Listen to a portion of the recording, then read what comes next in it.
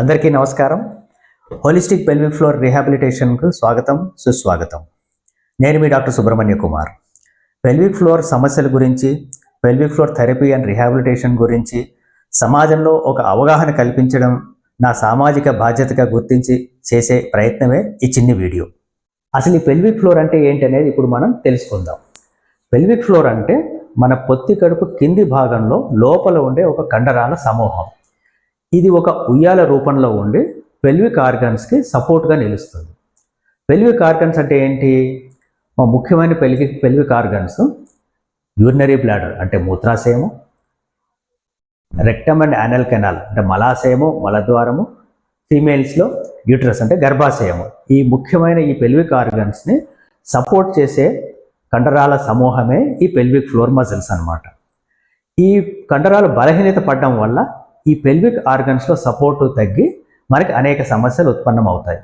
ఎలాంటి సమస్యలు? ఒకటి, మూత్ర విసర్జన, మల విసర్జనలో కంట్రోల్ తప్పడం, ఇన్కాంటినెన్స్ అంటారు. అంటే బవల్ ఇన్కాంటినెన్స్, బ్లాడర్ ఇన్కాంటినెన్స్.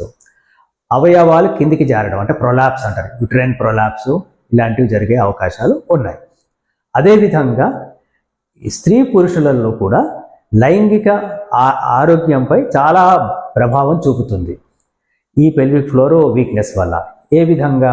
పురుషులలో ఎరెక్టైల్ డిస్ఫంక్షన్ అంటే అంగస్తంభన సమస్యలు, ప్రిమెచ్యూర్ ఇజాక్యులేషన్ అంటే శీఘ్రస్ఖలన సమస్యలు, అలాగే లైంగిక పరమైన ఆనందం తగ్గడం, ఇలాంటి సమస్యలు ఉత్పన్నమవుతాయి. స్త్రీలలో కూడా భావప్రాప్తి తగ్గడము లేదా భావప్రాప్తి కలగకపోవడము, లైంగిక ఆనందాలు తగ్గడము, మరియు యోని గోడలు లూజ్ అవ్వడము, శృంగార కార్యక్రమంలో ఉన్నప్పుడు నొప్పి కలగడము అనే సమస్యలు ఉత్పన్నం అవుతాయి. ఈ సమస్యతో బాధపడే వాళ్ళు ఎక్కడికి వెళ్ళాలో తెలియక, ఎవరిని కలవాలో తెలియక అనేక విధాలుగా మౌనంగా సతమతమవుతూ ఉన్నారు.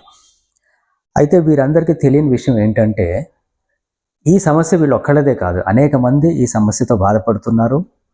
మరియు ఈ సమస్యకి చక్కని పరిష్కారం ఉంది.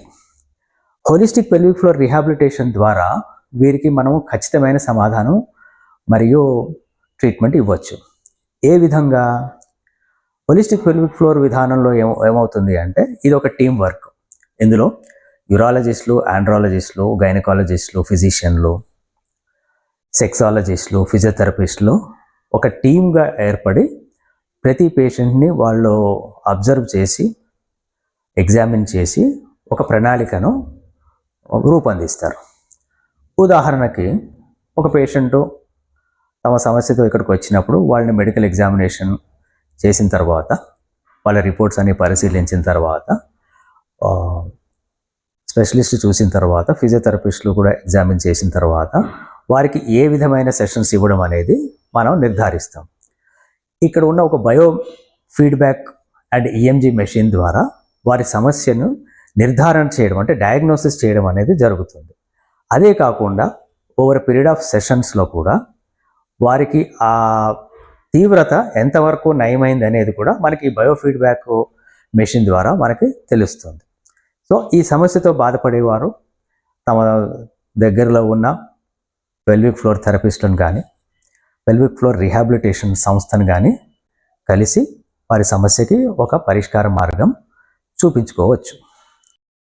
ఇంకా మీ సమస్యలకి ఏమైనా సమాధానాలు కావాలనుకుంటే ఈ కింద చూపించిన నెంబర్కి మీరు సంప్రదించగలరు.